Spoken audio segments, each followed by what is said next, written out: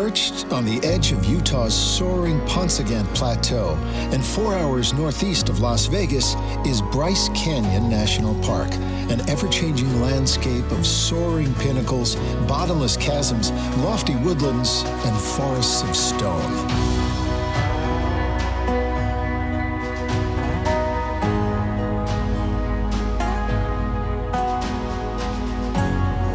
Despite its name, this wild panorama of sand, stone, and sky is not a canyon. It is a collection of natural amphitheaters forged by colossal movements of the Earth's crust 16 million years ago. Ever since, the unrelenting forces of water, wind, and frost have carved the fins, hollows, and hoodoos that punctuate this otherworldly wilderness. The plateau has long sustained human habitation, with many Native American tribes hunting and gathering here throughout millennia, most recently the Southern Paiute.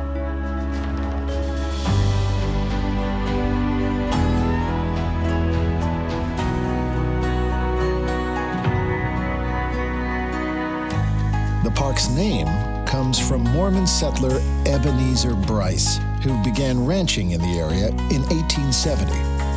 The geological labyrinth proved problematic for the cattlemen, and Ebenezer soon relocated, famously declaring that the amphitheater was a hell of a place to lose a cow.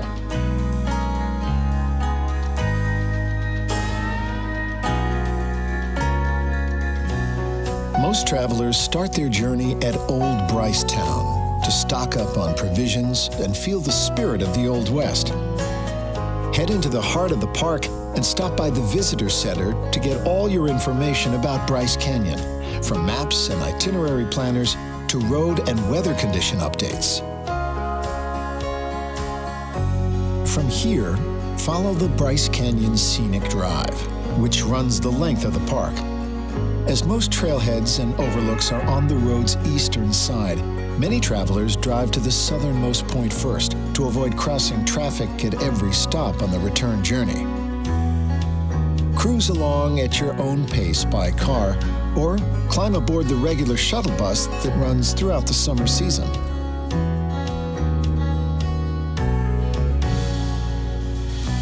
Park your car at Rainbow Point, and from the lookout, cast your gaze north to the dramatic landscape stretching out before you. Then be immersed in the fresh scent of spruce and fir as you follow the Bristlecone Loop to Yovimpa Point, the highest viewpoint in the park.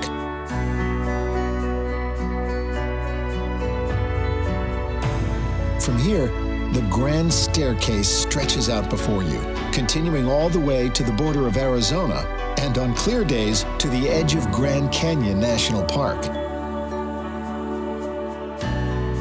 After beginning your return journey north, take in more spectacular views at Black Birch Canyon, where the earth below plummets into a narrow ravine bordered by sandstone fins and eroded rock pillars known as hoodoos.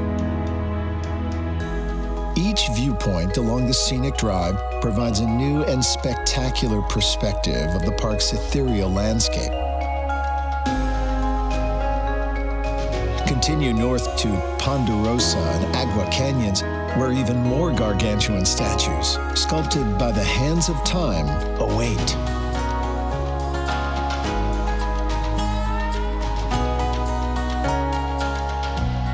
According to Southern Paiute legend, a race of selfish, disrespectful creatures once lived in the canyon.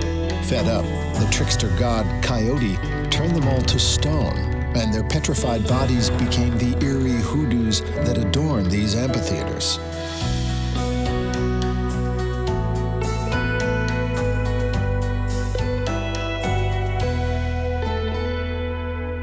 The plateau is an ever-changing canvas, and Mother Nature's work is never complete. Even the most monolithic formations are vulnerable to her unrelenting hands. At Natural Bridge, gaze down through the arch, once a solid wall of rock slowly eroded away by the hands of time.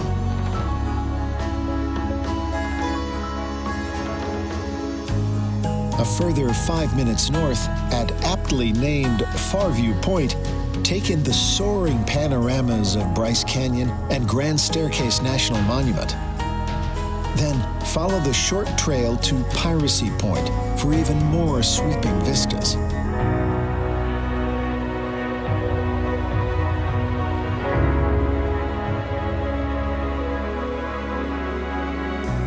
A little further north, stand on the lip of the park's namesake, Bryce Canyon, a spectacular 6-square-mile amphitheater. There are multiple viewpoints along its edge, which are accessible by car and shuttle, or by hiking all or part of the epic 11-mile Rim Trail.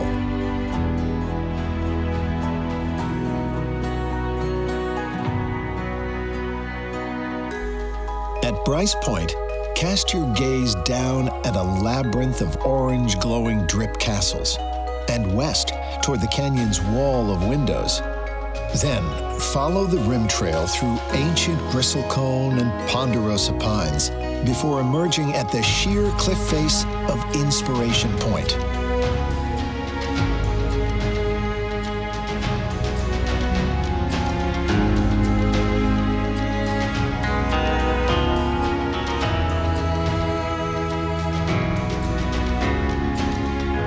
Continue along the rim trail or drive to Sunset Point and stare off the edge into a sea of jagged crimson spires. From Sunset Point, the iconic Navajo Loop Trail descends through towering fins and pinnacles into the amphitheater.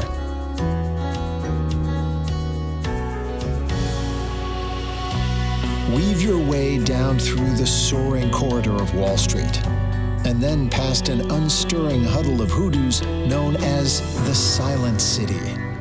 If you've got the time, extend your hike on the Queen's Garden Trail. Wander through mystical passageways into a cluster of hoodoos, where a formation bearing an uncanny likeness to Queen Victoria presides over her garden of stone. Then begin your ascent up to Sunrise Point on the Rim Trail. If you choose not to hike down into the amphitheater, follow the paved stretch of the Rim Trail from Sunset Point to Sunrise Point. This section of trail is wheelchair and stroller friendly and offers some of the most awe-inspiring views of Bryce Canyon. As you gaze out at this ever-changing canvas of sunset-colored spires, coral fins, and terracotta cliff faces, you will take in the work of hundreds of millions of years in a single glance. This is a place where glorious scale will make you feel small, and there is something truly humbling and liberating about that. So come, walk beneath the shadows of giants and stand upon the towering shoulders of nature at Bryce Canyon National Park.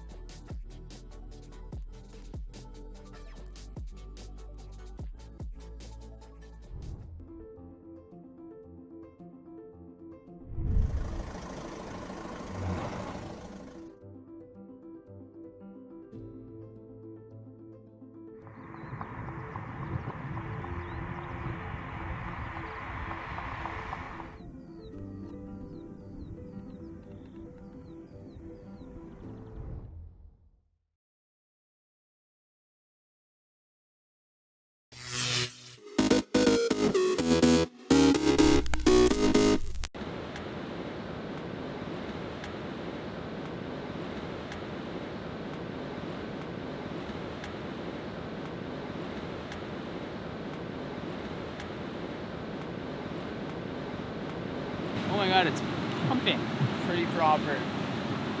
I'm gonna ride my 5.9. It's really good.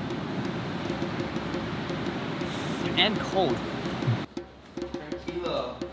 Deep breaths. And it's pumping. About to get smoked on the paddle. Oh, we're out there.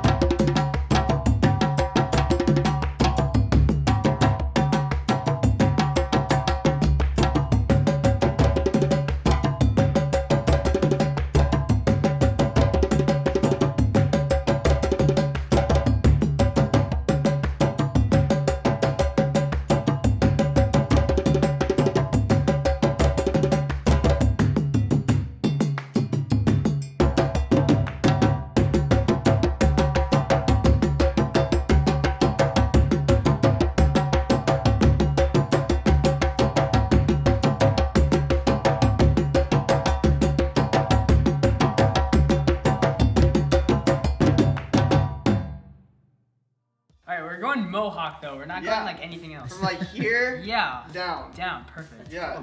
It's a frohawk, dude. It's a frohawk, dude.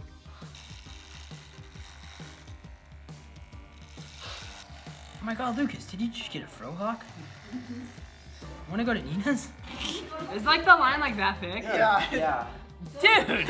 Like, it's not a line, it's a square. Show the camera. How clean does this look? Watch out, JBay. Gonna rip it up.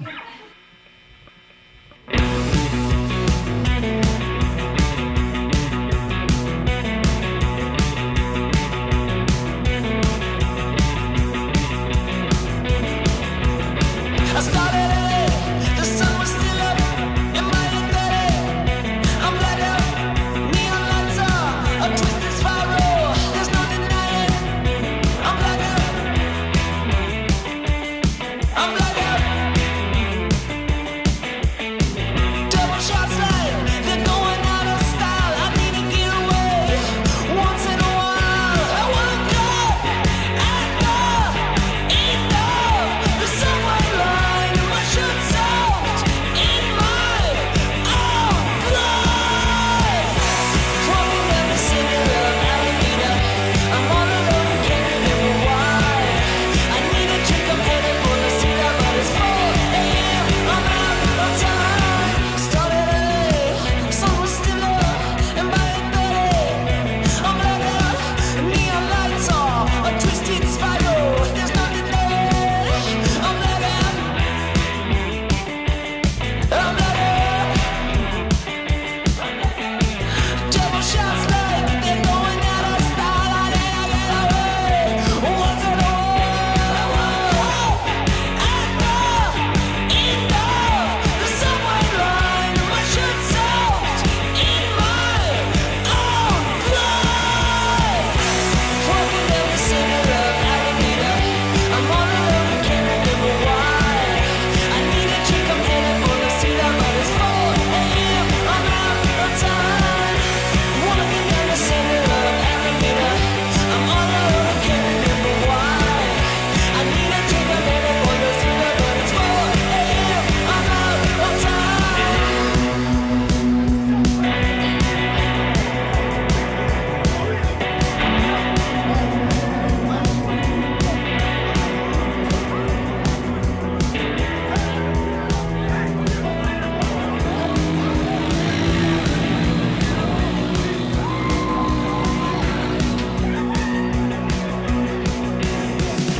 I woke up at the end of the subway line. My shirt soaked in my own blood. Walking down the center of Alameda, I'm all alone.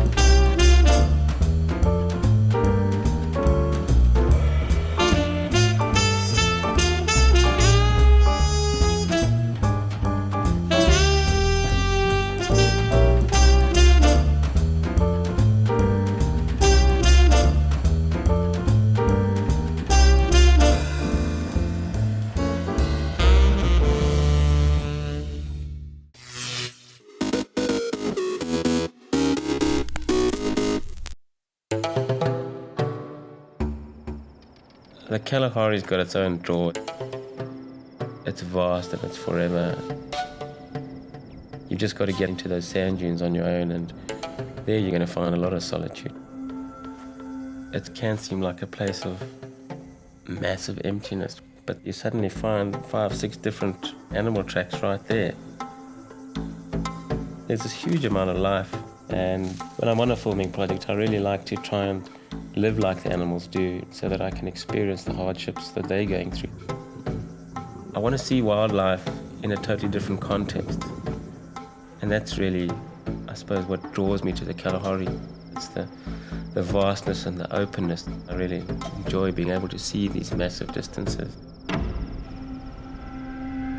Those are great images and things that stick with you.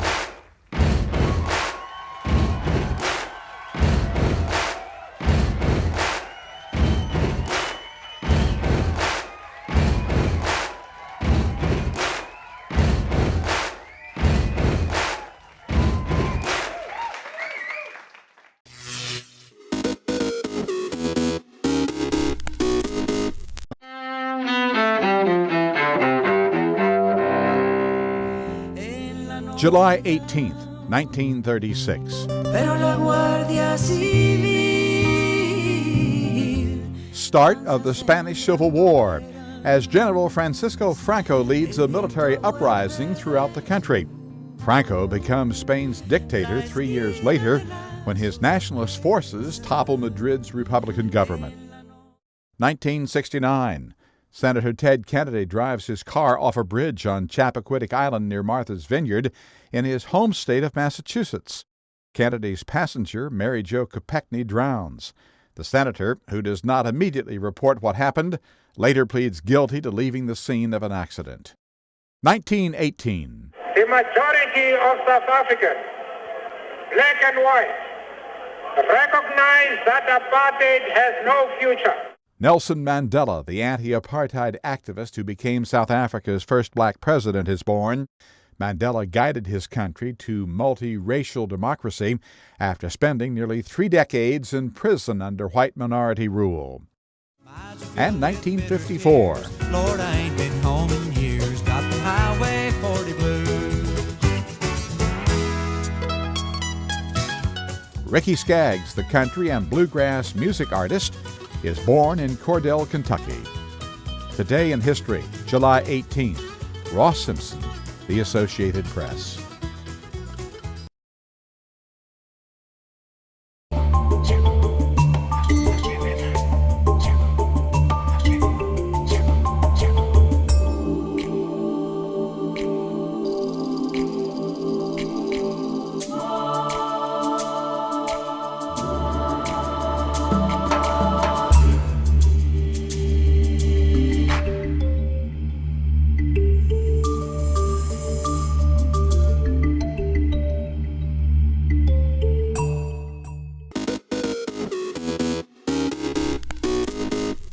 Welcome back in our studio, and in today's news,